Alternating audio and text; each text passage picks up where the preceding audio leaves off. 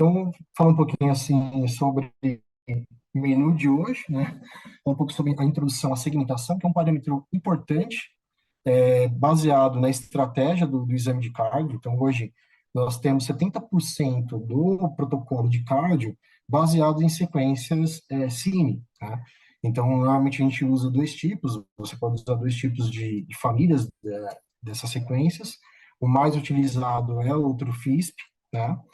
Mas ainda assim, em alguns casos, você acaba optando por usar o Flash, que era o mais antigo. Tem toda uma questão de característica, porque você usa hoje, né, a relação do TrueFisp.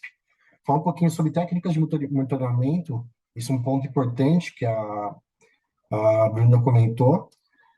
O desafio, que é o realce tardio, que depende da forma que você encara esse desafio, né? Hoje a gente tem algumas ferramentas que pode facilitar justamente essa relação, e nos avanços de imagens cardíacas, aí entra uma outra realidade. Tanto voltado a esses pacientes que você tem pouca colaboração, né, ou mínima colaboração, pacientes que normalmente a gente não conseguiria fazer uma avaliação, e a gente consegue, né? Então, com Price Sense, né, o Heart Freezit, o Beat Sensor, então tem algumas tecnologias legais aí para a gente poder comentar. Então, o menu de hoje é esse. Não vou tentar prolongar muito, não falar muito sobre a relação de física, né? Mas um parâmetro que a gente lida justamente com essa relação da estratégia do protocolo nas imagens cines é justamente a relação da segmentação. Então, sabemos que a gente tira pequenos frames, né, fotos daquele órgão em movimento, né, e essa relação, essas fases cardíacas, está justamente relacionada aos segmentos. Isso, na verdade, traduz o que a gente chamamos de uma resolução temporal, então, interessante. Dependendo da frequência cardíaca desse paciente, você precisa estar adaptado ou melhor sincronizado a essa frequência para justamente você obter o melhor momento, né, daquele ponto, ou aquela imagem específica daquele ponto específico da anatomia cardíaca. Então, isso, na verdade, a gente hoje está muito mais fácil, né, muito mais efetivo. Nós temos uma evolução aqui de software comparado, por exemplo, ao que nós usávamos no Maris 4, que era o E11. O E11, hoje nós estamos falando na nova era, que é o Numaris 10, para quem conhece Siemens, né? Como se fosse uma nova atualização do Windows, né? Então, hoje nós temos as plataformas XA e praticamente o algoritmo de verificação, de monitoramento modificou. E, além disso, a gente mudou a estratégia agora com essa nova tecnologia do BitSensor. Então, isso vai ser bem interessante a gente fazer essa correlação. Mas, ainda assim, você usa justamente essa estratégia para você obter esse melhor momento da visualização ali do órgão. Tá? Então, bem simples, tá? Só um foco para a gente poder retomar algum conhecimento, ou quem tiver mais interesse, explorar mais essas relações. Então, a segmentação, né, seria o número de linhas do espaço cardíaco adquiridas por uma fase cardíaca, tá? Então, as sequências Cines, elas usam esses TEs muito curtos, uma média de 1 a 2 milissegundos, permitindo que essas várias linhas de espaço cardíaco sejam adquiridas dentro de cada fase cardíaca durante, por exemplo, um batimento cardíaco. Então, a gente lembra a relação, né, do intervalo RR. Com apenas, por exemplo, um número limitado dessa segmentação, é possível você obter esses dados e serem conectados justamente em vários ciclos cardíacos. Então, aqui a gente tem uma imagem justamente ilustrando essa relação, né? Então, eu tenho aqui a relação do meu intervalo RR, as linhas dados, né, as linhas de dados por fase cardíaca, que representa a minha segmentação, e o momento exato aqui que eu provavelmente peguei aquele ponto específico e fiz o meu preenchimento no meu espaço K. Isso vai refletir diretamente, por exemplo, no meu tempo de repetição, nesse meu ciclo. Tá? Então, o que ele fala? Que o meu tempo de repetição é igual aos meus segmentos versus justamente a esse espaço de eco, o eco space. Então, isso é um parâmetro que quando a gente começa a fazer exames, né, o médico fala, olha, não mexe nisso, né? Não mexe no TR, não mexe, por exemplo, na segmentação. Mas é interessante a gente saber como que isso reflete, por justamente a gente pegar, por exemplo, pacientes com uma frequência ou mais baixa ou mais alta, né, com essa variação e a gente tentar obter aquele ponto mais específico. Então, melhora justamente esse sincronismo. Toda aquela cadeia que a Bruna comentou, né, de você fazer um bom posicionamento dos eletrodos, tudo isso realmente reflete diretamente na qualidade dos exames, principalmente nas imagens cines. É isso que a gente observa. Então, a gente sempre orienta que a gente tem até uma escala dentro aí do monitor, que o ideal é sempre você estar acima de 3 pontos, aquelas barrinhas de energia, ou nos modelos mais antigos seria um asterisco. Então, sempre acima de 3. Por quê? Porque eu tenho uma probabilidade maior de gerar imagens com mais qualidade, tá? Mas, fora essa questão, eu também tenho esses parâmetros que eu posso justamente melhorar dependendo dessa frequência, tá? Então, um caso bem interessante, pacientes com uma frequência alta, eu posso ir adaptando e achar, por exemplo, a minha janela específica, a minha resolução temporal ali específica, tá? Então, o que que ele fala, né? O tempo de aquisição, né, é praticamente a minha resolução temporal por fase cardíaca. Então, definido pelo número de segmentos, o meu workspace. Então, normalmente, tá, uma conta básica é 50 milissegundos, ou menos, para evitar justamente essa perda da fase sistólica final verdadeira, que coincide justamente no importante para uma avaliação funcional. Esses dados de 50 milissegundos são pacientes aí, por exemplo, num batimento ali por volta de 60 batimentos, tá? Ele vai ter uma média ali, mais ou menos, de uns 1.000 milissegundos. Então, você consegue obter uma resolução temporal por volta ali, justamente de 50 milissegundos. Eu, normalmente, o que eu faço? No padrão, normalmente, durante a aplicação, nós variamos entre 45 a 50. Então, sempre determinamos aí justamente essa relação. Aí, na parte pediátrica, isso já muda, né? Lógico, isso também é sempre um acordo e uma troca de informações do clínico, tá? Durante ali a fase de implementação do protocolo, dependendo da estratégia que ele está usando, então isso também é ajustado. Então, isso é uma coisa importante de vocês olharem, discutirem até mesmo com o médico, tá? Então, observem, façam essa variação e observem, ver se realmente melhorou essa questão. Então, aqui, o que que a gente observa, né? Nós temos aqui a nova carinha, para quem nunca viu, a nova plataforma XA, mudou um pouquinho a cor aqui, né? Mas a gente sempre mantém mais ou menos a mesma cara, né? Então, fiquem tranquilos que não perdeu muito ali a relação dos cards, né? As funções, praticamente algumas coisas mudaram, mas comparado aos softwares antigos, a gente tem essa mesma relação. Então, sempre essa correlação, quando você obtém aqui essa segmentação, isso depois a gente vai ver no simulador, conforme eu posso aumentar ou diminuir, e isso pode variar, né? Essa resolução temporal, e junto com essa correlação do meu workspace. Então, aqui, um resumão, para ficar mais fácil esse atendimento, né, esse entendimento. Então, quando a gente aumenta esse número de segmentos, significa que você pode aumentar o TR. Então, maior tempo de aquisição por fase cardíaca. Então, mais posições você está incluindo durante a aquisição, resultando, por exemplo, em um tempo menor dessa resolução temporal. Então, aumentei meus segmentos, aumento meu tempo de petição e abaixo a minha resolução temporal. Se você aumentar o número de segmentos, né, significa um menor tempo de aquisição e menor apneia. Então, pois você vai incluir menos batimentos dentro daquele slot, né, daquele frame, e serão necessários para adquirir todas aquelas linhas de dados. Então, aí você pode fazer tanto uma adaptação para melhorar esse sincronismo, mas também uma adaptação, por exemplo, o paciente não consegue fazer por completo aquela relação ali de 5 a 10 milissegundos da apneia. Então, aumentando a minha segmentação, baixo o meu tempo de aquisição. Então, o número de segmentos influencia o TR e, portanto, é um parâmetro central que controla a resolução temporal da sequência cine.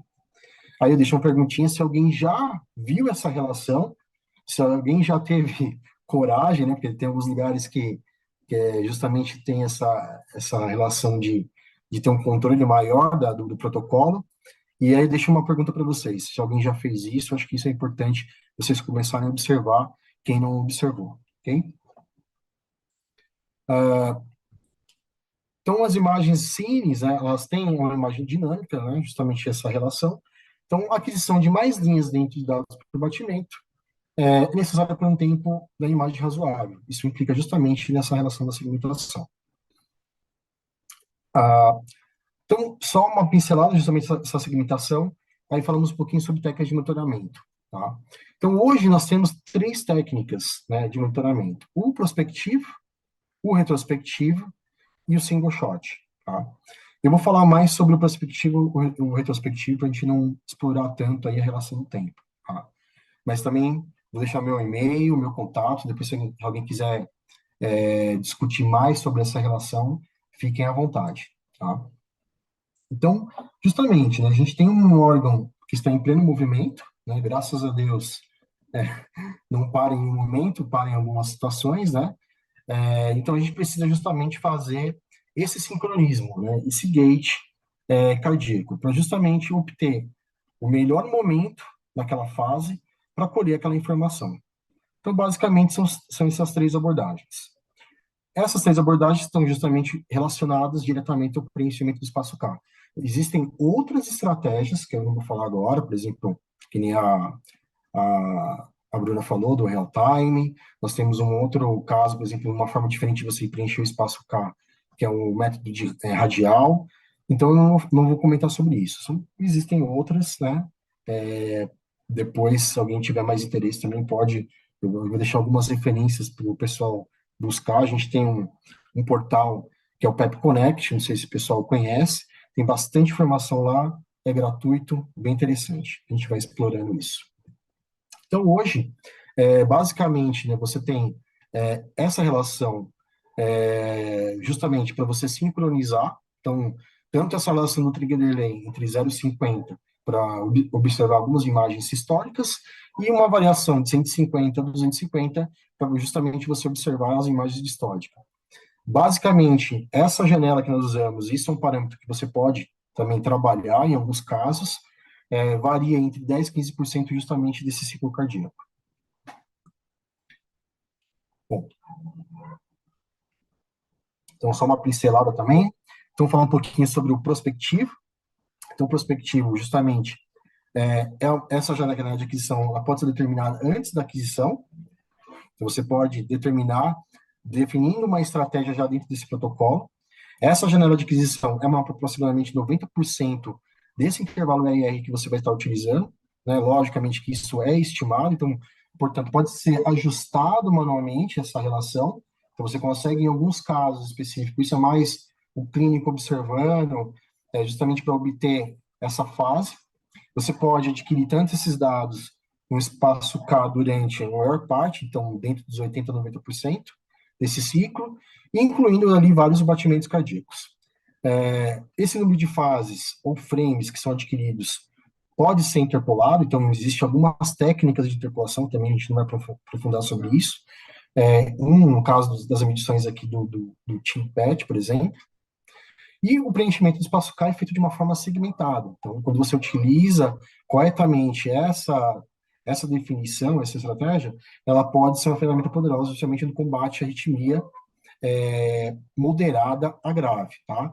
A gente tem um recurso, depois eu vou mostrar para vocês, que você faz justamente em pacientes que você tem uma arritmia, aí eu falo uma arritmia rítmica, a gente até brinca sobre essa relação, que ele justamente vai fazer esse sincronismo, eliminar alguns erros, né, dessa contagem, mas ele serve mais justamente para você ter, esses pacientes mais uma arritmia rítmica. No caso de uma arritmia mais, né, moderada ou grave, aí a gente pode usar uma outro tipo de abordagem. Justamente aqui, você fazendo a escolha dessa janela de aquisição ou alguns outros recursos usando softwares e hardwares. Tá? Então, aqui um exemplo, né, fazendo a comparação tanto do prospectivo e retrospectivo, e aí o que ele mostra? Justamente esse intervalo, que varia entre 85% a 95% a 90%. A gente observa no cartzinho da parte difícil, né? Essa relação justamente do ECG trigger, né? Então você tem ali um módulo definido, então o trigger periférico não é adequado para esses disparos. Isso é uma coisa que a gente observa muito nos serviços, essa adaptação. Ou, por exemplo, o paciente ele entra com os dois dispositivos, né? O que a gente observa e o que a gente é orientado, isso da fábrica. Nunca usar essa relação dos dois dispositivos, tanto ali o nosso peru ou o periférico, tá? Isso pode ter uma relação de cruzamento e atrapalhar justamente essa alteração. E existem alguns casos, tá? Isso que a gente já observou isso na prática, por exemplo, pacientes com uma arritmia mais moderada ou grave, de você ter, por exemplo, o uso do PPU, por exemplo, e ter uma certa efetividade melhor nessa relação de sincronismo, tá? Isso não é regra, isso a gente, é o que eu falo, não aprendemos isso na fábrica, isso é a nossa experiência do dia a dia. Muitos médicos também têm essa vivência e acaba acontecendo ali de obter algumas imagens com mais qualidade. Mas, via de regra, é justamente você usar o ECG ali, justamente para poder fazer esse sincronismo. Então, essa janela de aquisição ela deve ser cerca de 90% desse intervalo médio, né? Então, por exemplo, para menor frequências cardíacas são altamente variáveis e indicadas de você usar. Você tem um desvio padrão ali de 30 milissegundos abaixo, né? Então, um ciclo médio para um paciente, por exemplo, de 60 milissegundos, tá? Então, é necessário que você faça essa captura, justamente para ele poder fazer essa contagem e medir essa janela em milissegundos. Tá? Então, o que a gente tem aqui? Justamente uma relação importante desse tempo de resolução. Então, a resolução temporal de cada fase cardíaca, né, determinada pelo número de segmentos no workspace. Então, maior número de segmentos, menor o tempo de aquisição. Maior número de segmentos, maior o meu tempo de repetição. Maior número de segmentos, menor número de fases. Então, aqui tem uma continha, a gente não precisa fazer isso, normalmente já é mais automático, mas quando a gente passa o mouse, por exemplo, nessa relação, ele te dá, por exemplo, quantos cortes, né, desculpa, quantos batimentos ali ele está relacionando em um corte. Então, se você quiser saber justamente o quanto que ele está adquirindo essa relação de batimentos dentro de um corte, é só você, por exemplo, passar o mouse, né, deixar o mouse em cima desse parâmetro que ele vai te dar essa relação. Então, o cálculo aqui é automático. O retrospectivo, então, é um método de ciclo cardíaco, também o usuário ele pode também definir de fases calculadas. Não há necessidade de você definir manualmente justamente essa janela de aquisição. E existe aquela função que eu falei para vocês, né, uma gestão da arritmia que está disponível. Mas aí a gente orienta que é uma relação de uma arritmia mais rítmica, né? Se você pegar um paciente, por exemplo, uma arritmia mais moderada ou severa, ele não vai ser tão eficiente. Então, você tem essa relação justamente mensurando ali cada fase, você tem uma interpolação inserida, justamente relacionada a cada fase cardíaca. Aqui, mesma coisa, né? Aquela formulinha que nós já comentamos. Então, a dica da número de fases calculadas determina pelo usuário, normalmente é de 1 a 2 vezes o número medido de fases. Mesma coisa. A gente pode, por exemplo, passar o mouse e ele já te dá essa formulinha aqui. Então, eu sei, por exemplo, em quantos milissegundos ele está teoricamente calculando, tá? Então, dica, né? A ferramenta indica justamente a resolução temporal dessas fases calculadas. Então, se você quer justamente variar ou tentar adaptar justamente essa relação das fases, você pode ir ajustando e passando o mouse e observando justamente esse cálculo que ele está realizando. Aqui, novamente, né, aquela formulinha que a gente abordou anteriormente.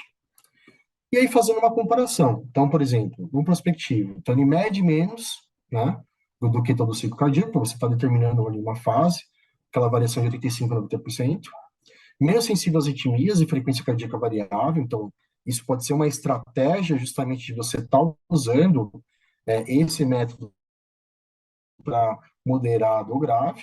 Essa janela de aquisição deve ser definida pelo usuário, então depende do usuário justamente fazer a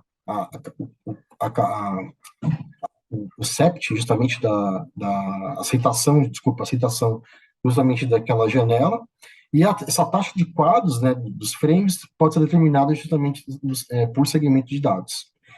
Comparado ao retrospectivo, você tem uma cobertura completa do ciclo cardíaco, então você praticamente inclui toda essa relação, não depende do usuário, né, não é necessário você ficar capturando, então é basicamente como a primeira opção das estratégias dos protocolos de cardio, né? Melhor estado estacionado alcançado, então evita alguns artefatos justamente dessa variação, porque ele está incluindo todo o momento ali. E essa taxa de quadros definidas pelo usuário também pode ser justamente definida usando também as fases. E você permite, né, tem uma opçãozinha que eu vou mostrar para vocês, que você pode definir, né, desculpa, determinar, detectar essa arritmia rítmica, fazendo justamente daquele ponto específico da arritmia, ele faz o cancelamento e acaba não incluindo ali na formação da imagem, tá? Bom, então, um outro termo bastante discutido é essa relação do realce. Então, até o Cine, né, a gente flui bem, né? Então, vamos aprendendo, sempre observando, né? O workflow, por exemplo, da Cimes, ela é intuitiva, então isso ajuda muito o pessoal que está iniciando, né? Você tem várias ferramentas hoje, tanto, né, como pioneirismo, a relação do DOT, né, que é uma ferramenta que eu digo que tanto serve como uma melhoria no workflow, né, no processo de realização do exame, mas também serve como uma ferramenta de aprendizado. Muitos clientes hoje que, por exemplo, não tinham conhecimento de como realizar o exame cardíaco e não tinha, por exemplo, um suporte contínuo, né, eu usei, por exemplo, o DOT cardíaco para ensinar esse cliente a ele desenvolver o conhecimento ali, por exemplo, até mesmo da anatomia, porque o sistema ele reconhece a anatomia e identifica, né? E aí, por exemplo, o operador ele precisa ter a decisão, então ele vai conhecendo a anatomia, vai reconhecendo os planos, então não só com uma melhoria do workflow, né, do fluxo ali de realização de exame, mas também com uma ferramenta de aprendizado. Então, eu usei dessas duas formas, né, a estratégia. Hoje a gente tem uma ferramenta evoluída em relação ao DOT, que é o Assistant, né? Então, praticamente, onde você consegue fazer em poucos cliques 12 minutos um exame de cardio, né? Lógico, é uma estratégia bem específica. Um paciente, por exemplo, que não colabora, né, tem essa relação até mesmo de um paciente, às vezes, sob anestesia, esses pacientes com padrão fisiológico bem ruim, não pode ser, por exemplo, anestesiado, às vezes é bem superficial e você precisa ter um tempo extremamente curto para a realização dessa avaliação. Então, hoje você tem ferramentas justamente para melhorar essa questão.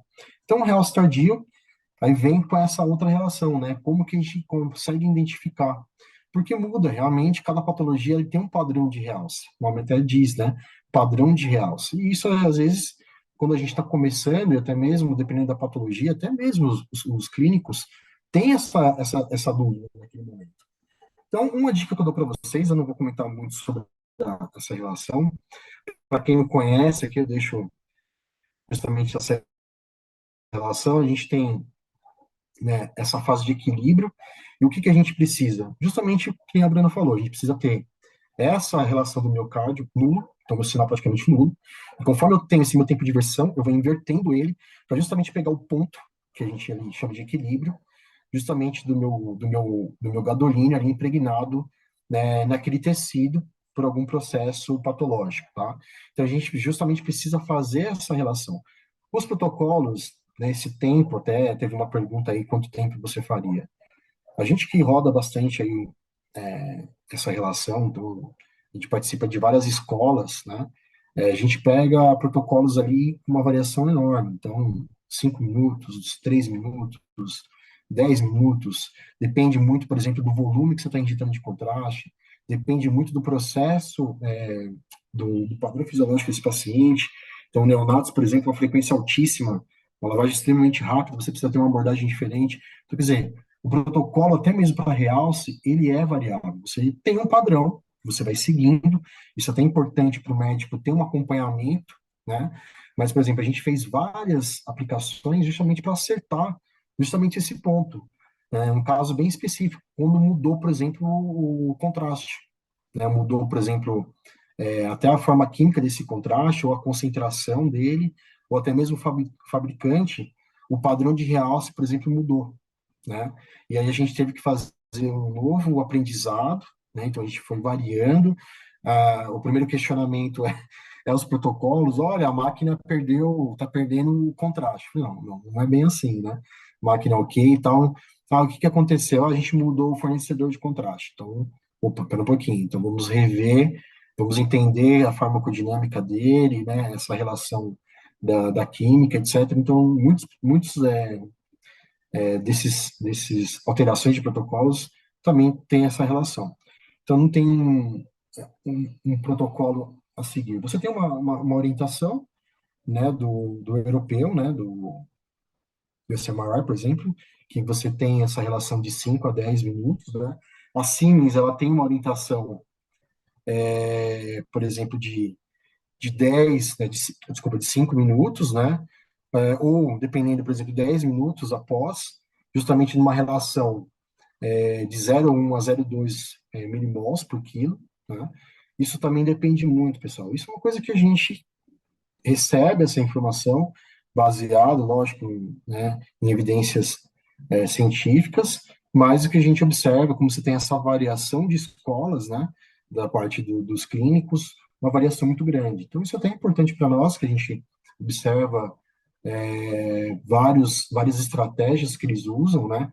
No caso que até a Bruna falou sobre massa, até mesmo trombo, você tem uma variação, uma estratégia diferente para poder evidenciar melhor esse trombo, essa massa, usando um TI muito mais alto, ali por uma faixa de 500 a 600, mas é o que eu falo para vocês, sempre é importante você se adaptar e padronizar o protocolo da sua instituição, tá? E seguir essa recomendação. Mas, uma dica para vocês, né, que eu sempre coloco também nas aplicações, isso eu vou mostrar depois para vocês na, no Smart, né, Simulate. Se você tem dúvida, por exemplo, você pode usar uma ferramenta que a gente tem todas as plataformas, tá? Que é, por exemplo, o Time Curve ou o antigo MinCurve. Então, você pode, por exemplo, pegar, por exemplo, o TI Scout, se você tem dúvida, né, nessa relação, coloca ele, abre esse aplicativo, depois eu vou mostrar para vocês onde fica, modifica, por exemplo, a unidade precisa ser desculpa, o trigger time, e aí você consegue observar justamente o momento que o miocárdio está nulo. Então, dali você tem um ponto de referência, né? Então, se você tem dúvida nos casos de amiloidose, que é justamente difícil, você faz essa relação, joga nessa ferramenta, e aí o que ele vai observar? Ele vai justamente mostrar esse relaxamento, e aí o ponto específico de você fazer a escolha. Então, isso ajuda muito para quem está começando, para quem já tem experiência ou tem dúvida num caso, né, de uma patologia específica, e você consegue acertar do que você ficar variando ali o paciente, né, passando o tempo, aquele contraste, né, sendo lavado, diminuindo essa relação, e aí você evitar, né, um prolongamento desse exame, até mesmo uma rejeição de contraste. Então, aqui uma dica para vocês aí, justamente para usar essa ferramenta que é bem interessante.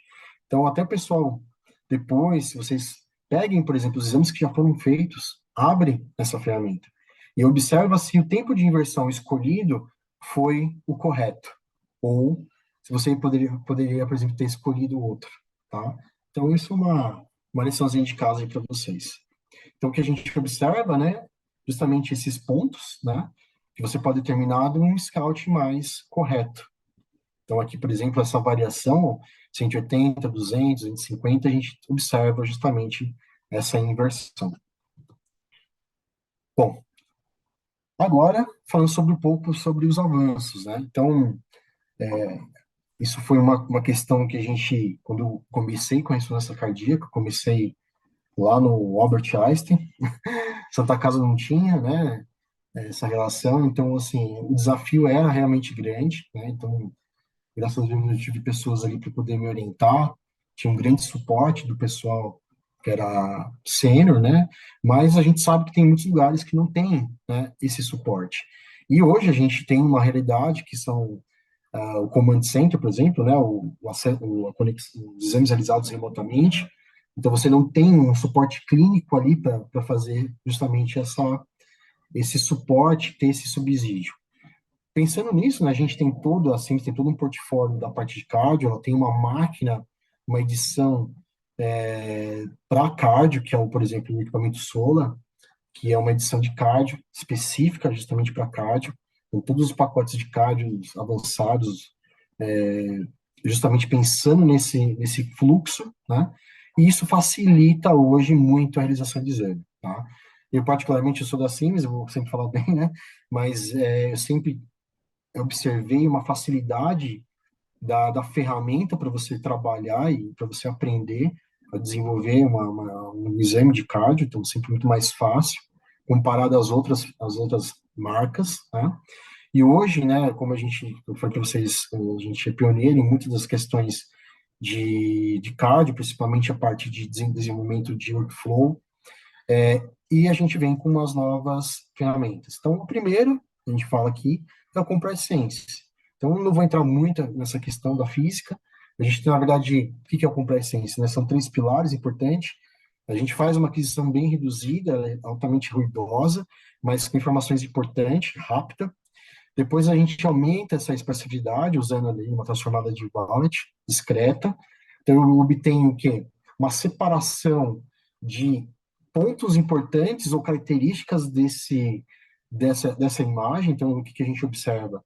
Um ruído, uma definição de borda, uma definição de sinal periférico, e depois a gente faz uma imagem reconstruída. Então, praticamente a gente consegue adquirir rapidamente uma aquisição de dados, muitos dados, né, entrando nessa relação.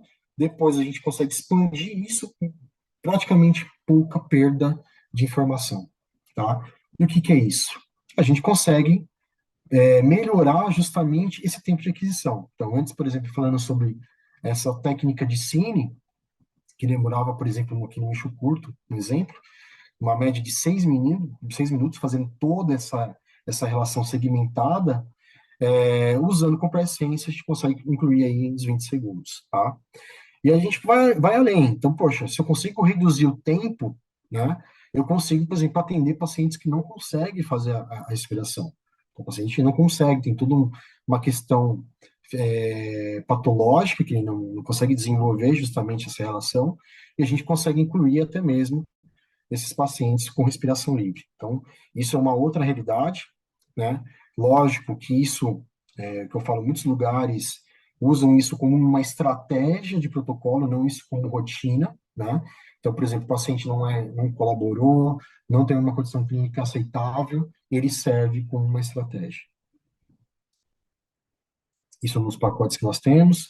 Aqui mais exemplos, por exemplo, né, sobre o Compress Sense, respiração livre. Então, você consegue fazer justamente as medidas de segmentação usando o Compress Sense, tá?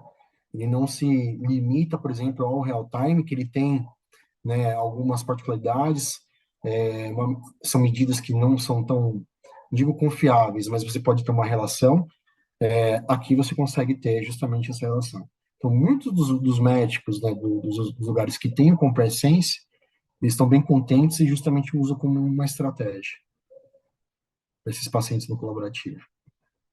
Aqui no outro caso, por exemplo, já abordando um real time com o Compress Sense, né? A indicação para esses pacientes, por exemplo, com várias questões fisiológicas, então, tanto uma fibrilação atrial, taquicardia.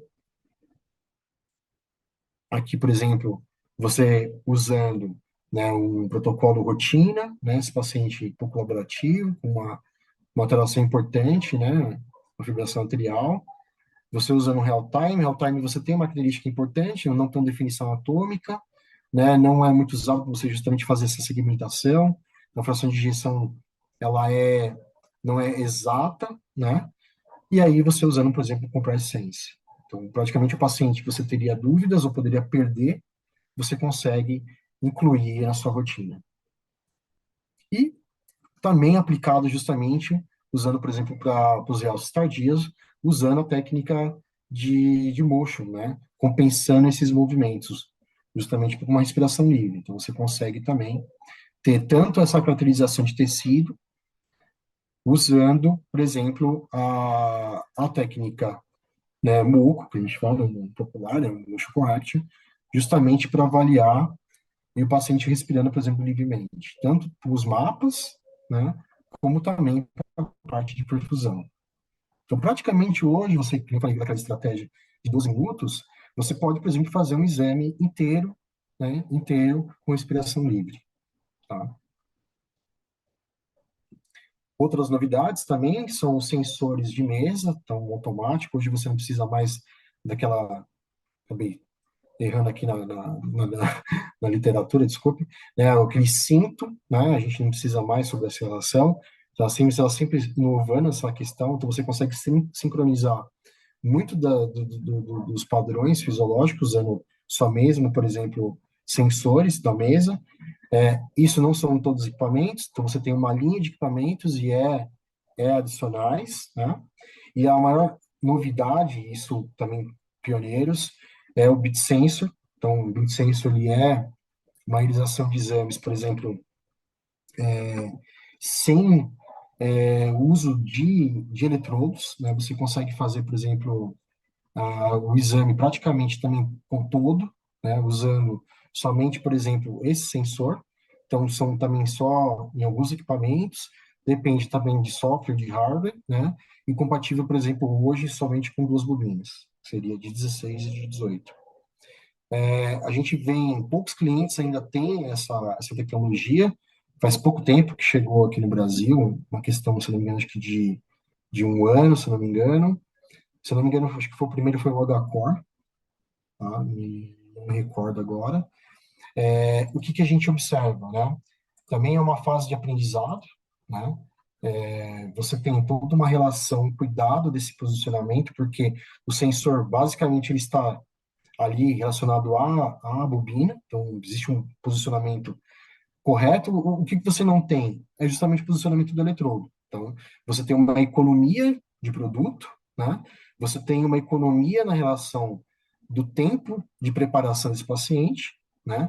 Então, aquela trictomia, a limpeza, né? A exposição desse paciente já, justamente, você acaba evitando. Então, tudo isso relacionado à questão de custo e experiência do paciente e também a relação também da melhoria do fluxo. Então, basicamente, você posicionou corretamente, sincronizou, você já consegue partir para fazer a realização do exame.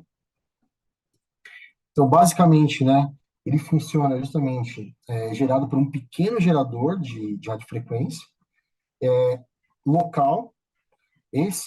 Essa radiofrequência ela é recebida por bobinas locais, padrão, e essa frequência do sinal do bit sense, ela está fora dessa largura de banda da imagem. Então, não acaba repercutindo justamente na formação de imagem. Mas está dentro da largura do receptor. Então, esse movimento pulsátil fisiológico do coração é mensurado. Então, ele modula esse sinal do bit sensor, gerando correntes parasitas, que o corpo, por exemplo, produz, obtendo justamente desse campo adicionado. Então, é um outro parâmetro, né? Ele não está relacionado justamente a esse ECG, ele trabalha mais na relação da movimentação do órgão, tá? Então, é uma nova abordagem, uma nova metodologia, ok? E, inicialmente, ele foi lançado somente para a sequência Cines, hoje, basicamente, a gente tem para todas as famílias, né? Então, aqui, por exemplo, fazendo um comparativo de uma imagem usando, por exemplo, o ECG e uma imagem usando, por exemplo, o Beat Sensor, tá? Então, basicamente, a gente vê poucas diferenças, né? Lógico, isso o algoritmo, então ele está em pleno desenvolvimento, existe, né, uma evolução, mas hoje, por exemplo, a gente consegue obter qualidade e sensibilidade justamente usando essa técnica. Aqui, hoje, quais são as famílias que são compatíveis? Então, basicamente, para todas, né? Um comparativo aqui do traçado, então, justamente é bem interessante, né? Ele não trabalha justamente naquela relação, mas é mais voltado a essa movimentação do órgão. Aqui um outro caso, desculpe, apertei errado aqui. Então, imagens geradas pelo Beat Sensor.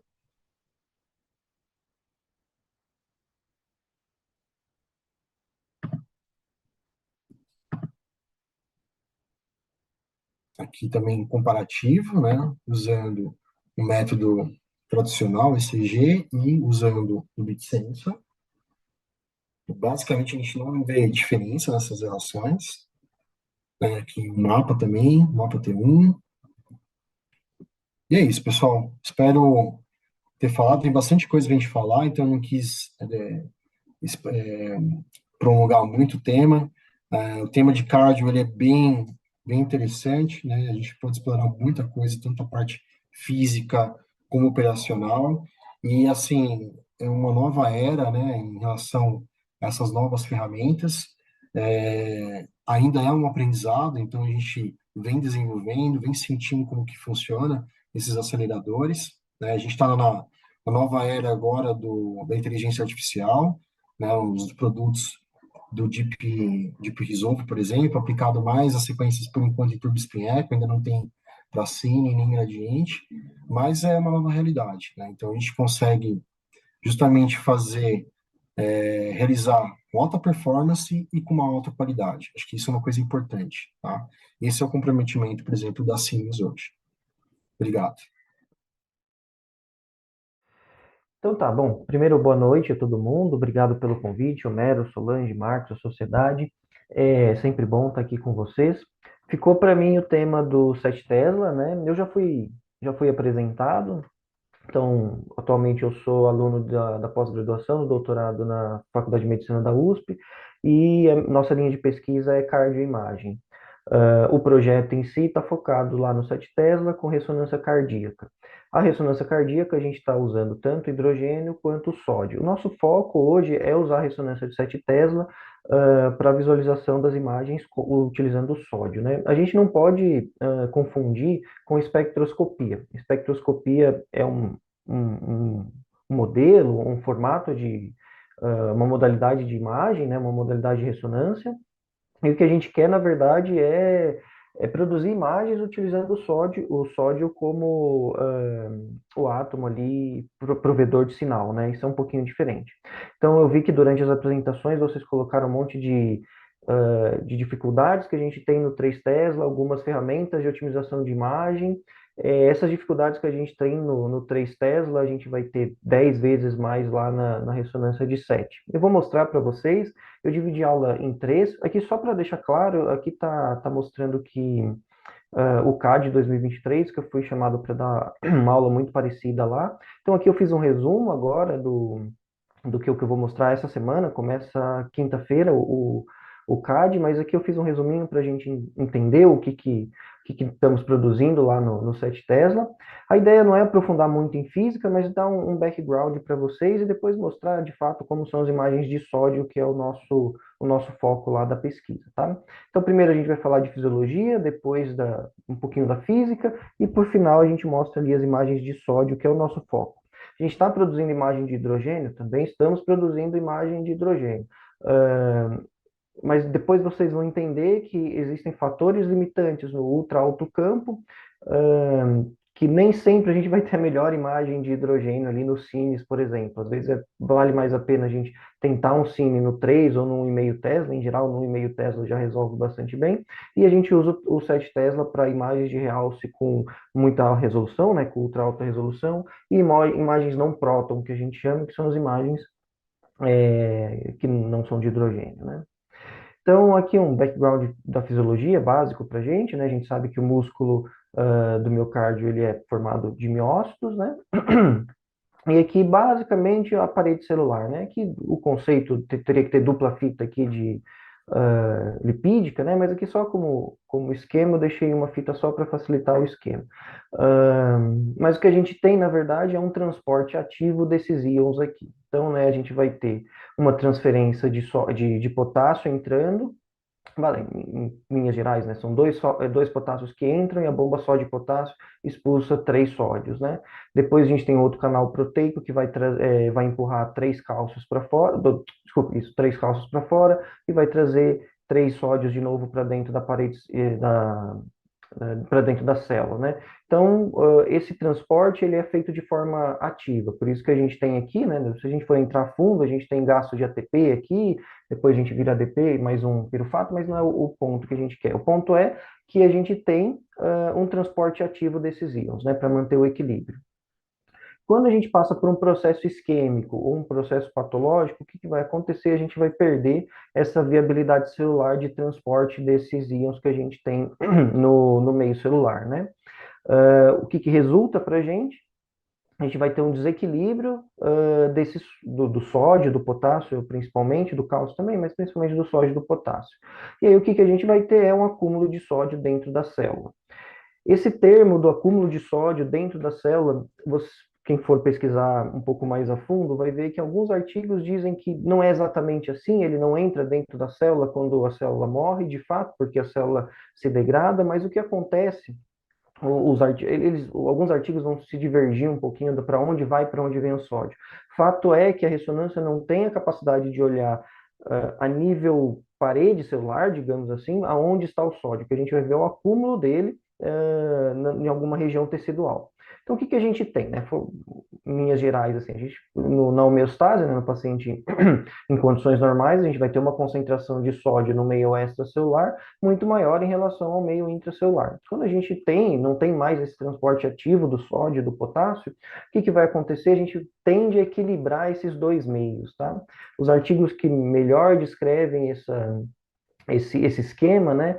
O que ele descreve é que a gente tende a equilibrar esse meio extracelular, e aí o que gera é um acúmulo de sódio estacionado. Então, a gente está sempre vendo sódio sair, potássio entrar, sódio sair, potássio entrar, depois sódio entra pelas proteínas.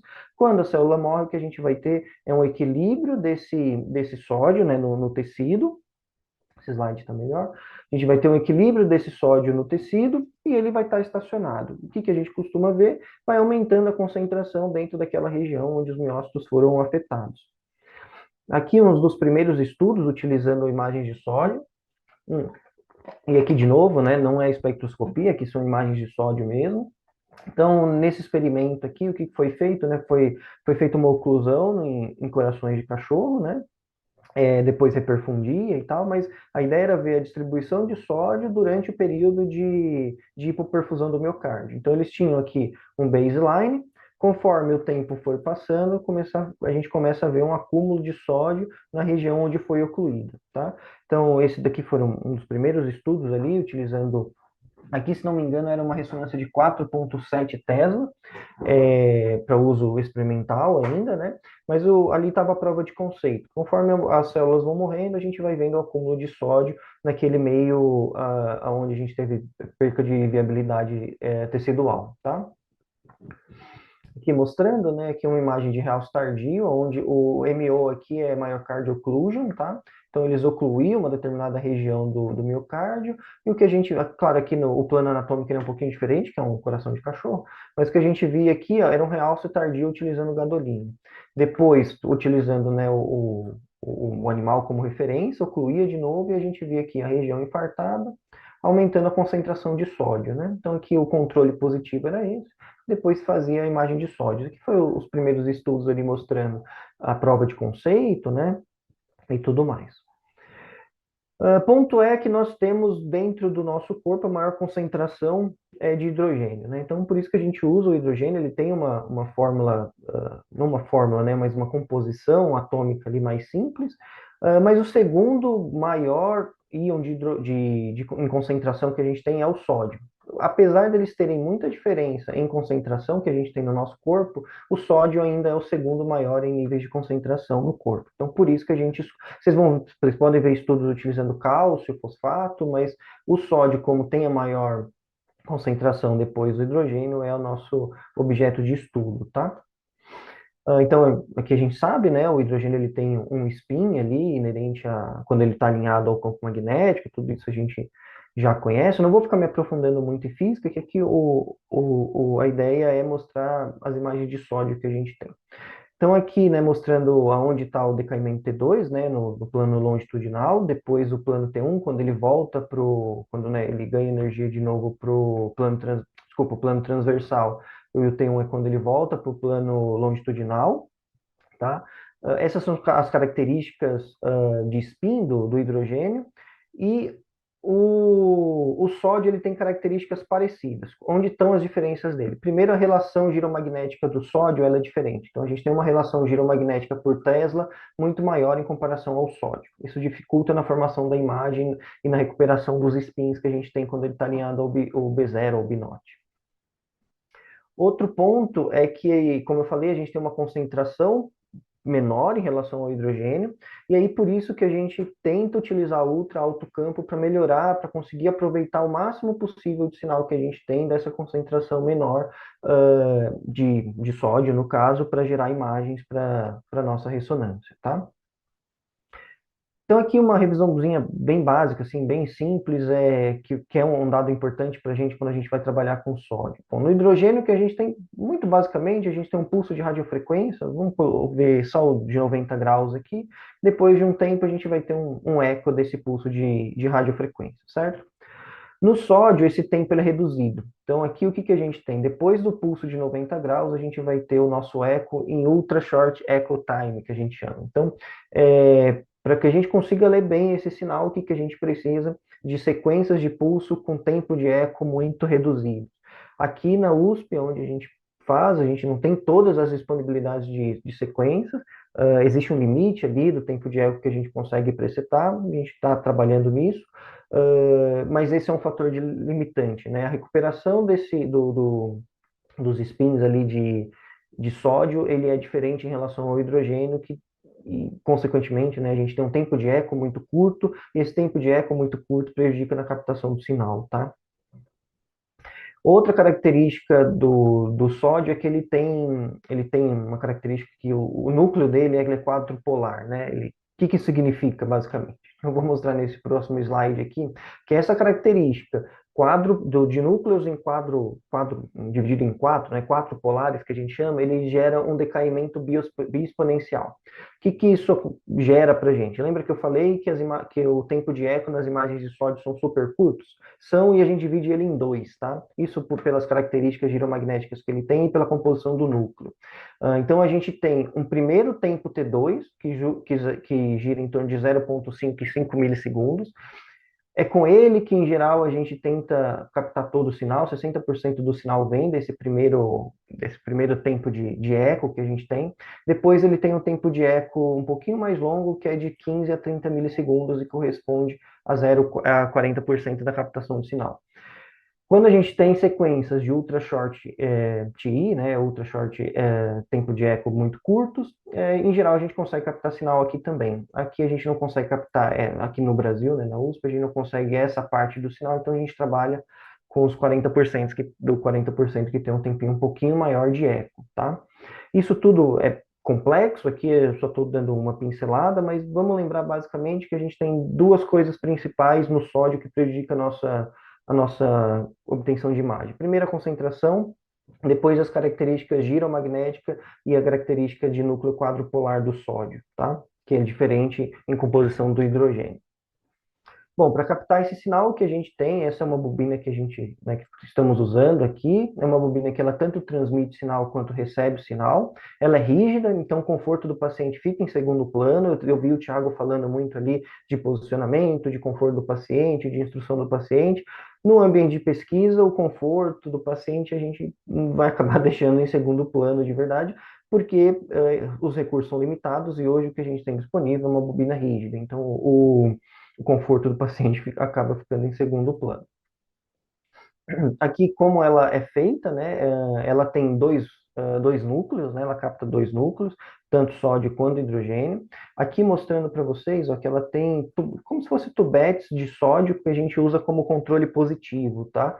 Para que a máquina, para que todo o ambiente ali de mecânico dela entenda onde tem que ligar o sódio, onde tem que desligar o sódio. As bobinas mais novas, as mais antigas, aliás, a gente tinha que ir lá na bobina e desligar ela, mudar uma chavezinha para mudar o solenoide que ela iria trazer, né, o sinal. Nessa é um pouquinho mais nova, a gente consegue fazer isso pelo software, tá?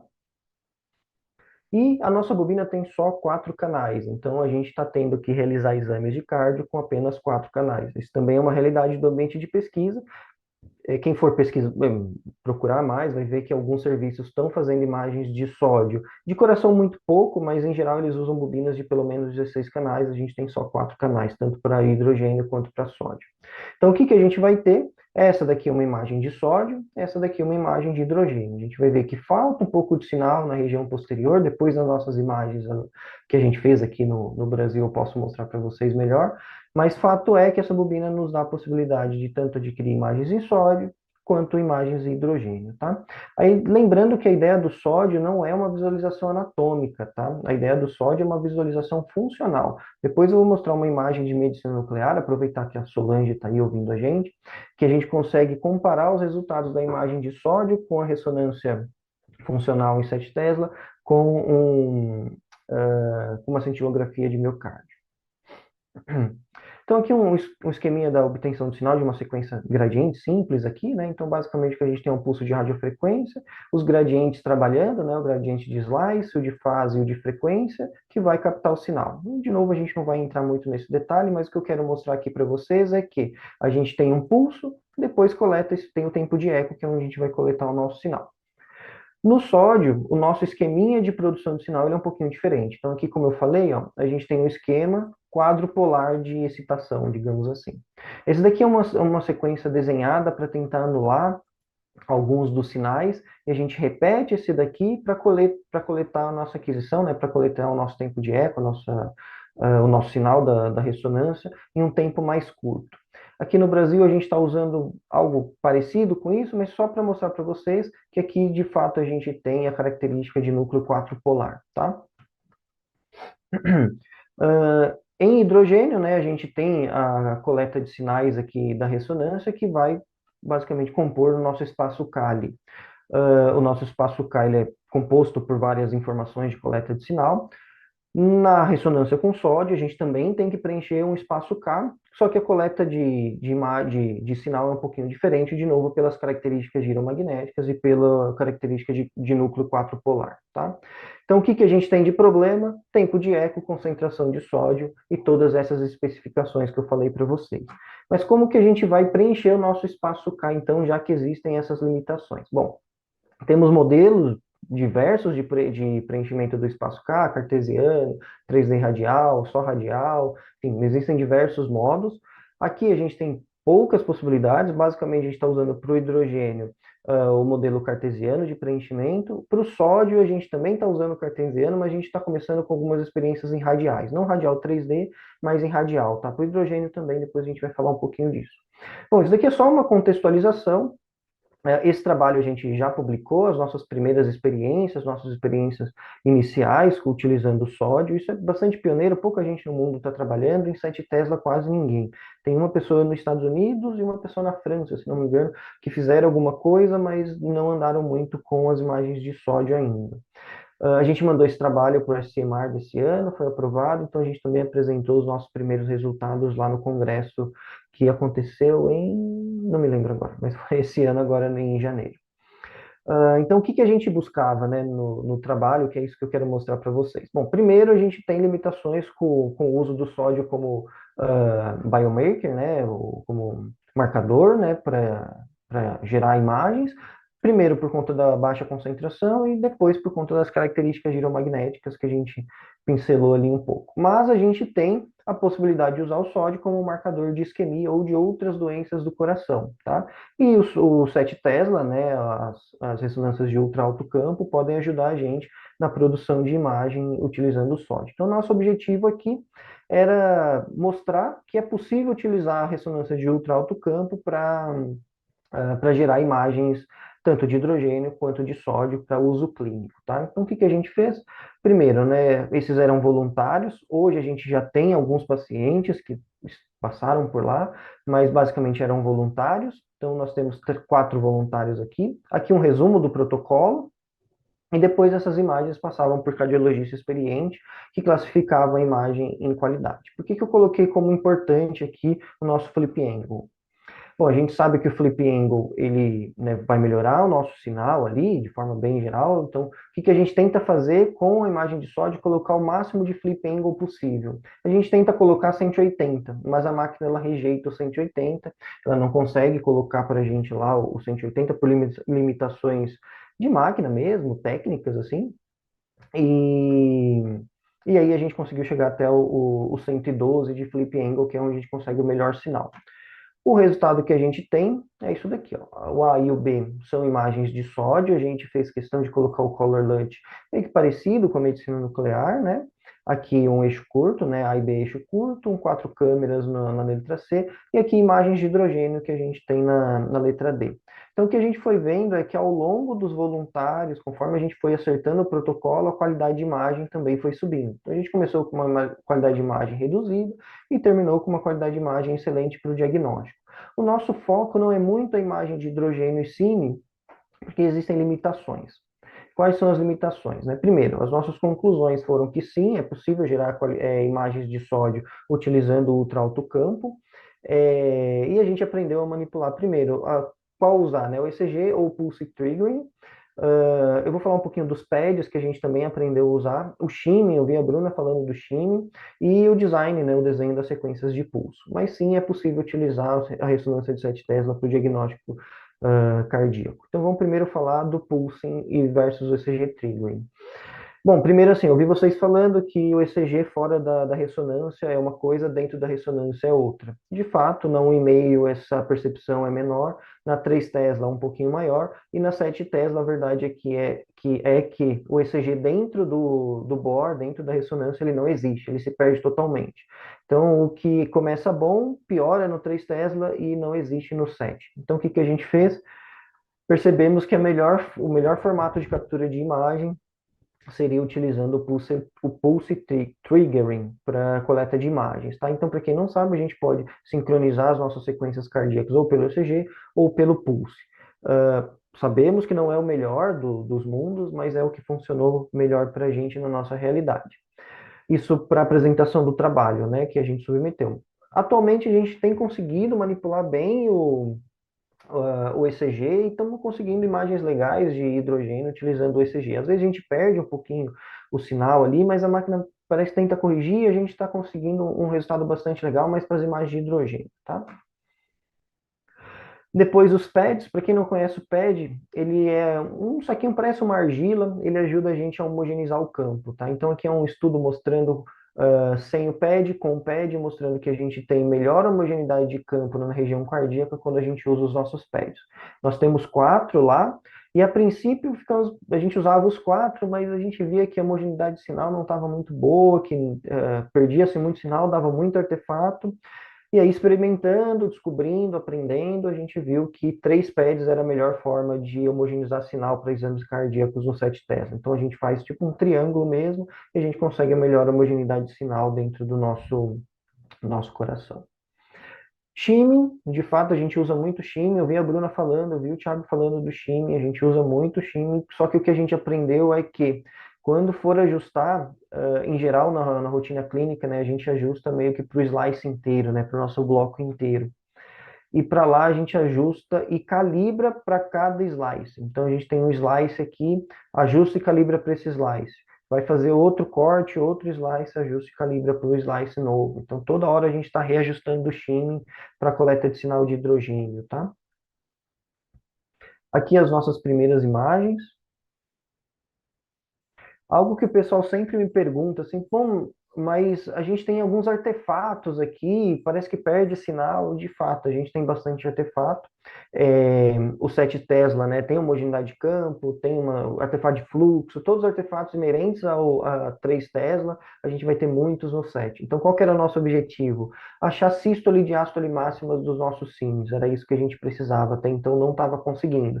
Então, para quem tiver curiosidade e quiser ler esse artigo, os artefatos de ressonância cardíaca, a gente faz check em todos eles que são inerentes ao 3 Tesla, a gente vai ter no 7, tá?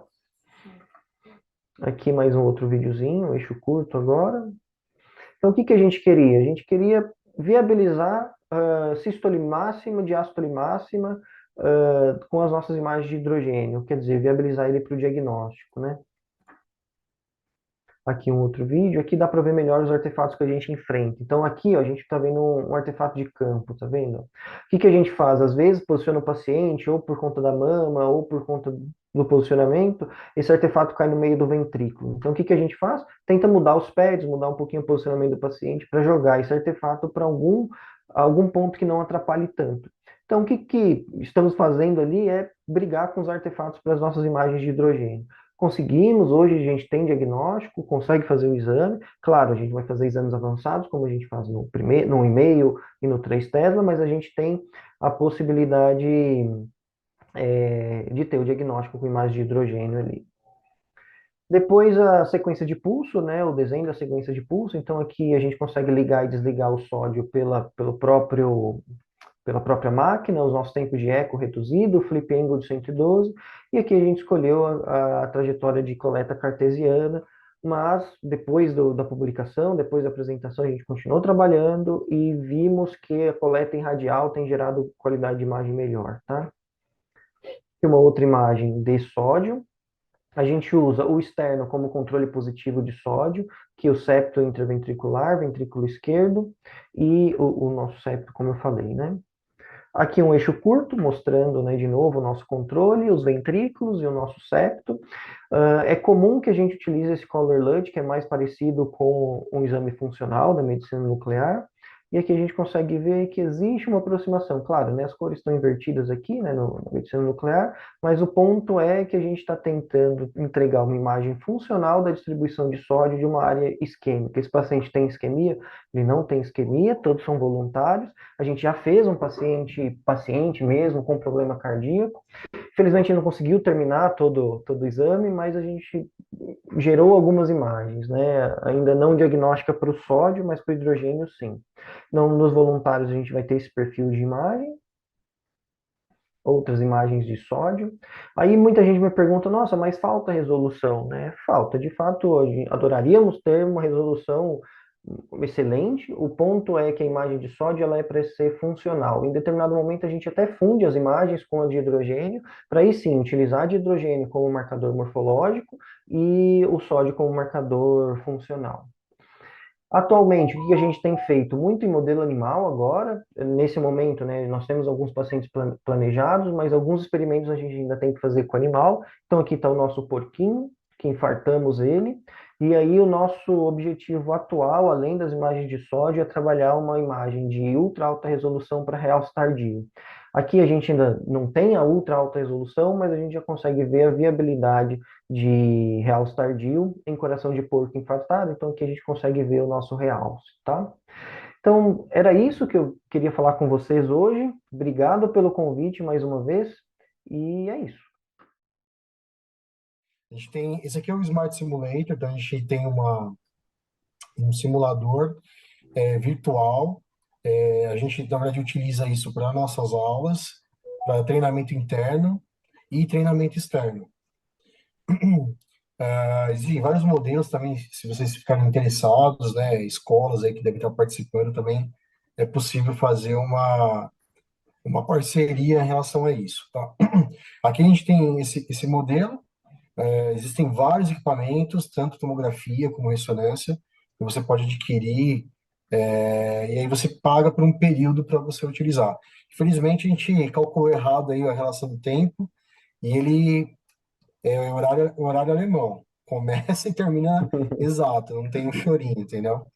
Então aqui é só aquela questão que eu falei para vocês de você utilizar o timing curve ou o mean curve nas plataformas antigas, no E11, né? Então, por exemplo, eu não vou clicar aqui porque ele vai bloquear. A escolha, por exemplo, do overview que ele utilizou foi, por exemplo, 320, né? Então, se a gente olhar, observar aqui, o momento nulo do miocárdio, é que ele está um pouco mais negativo, né?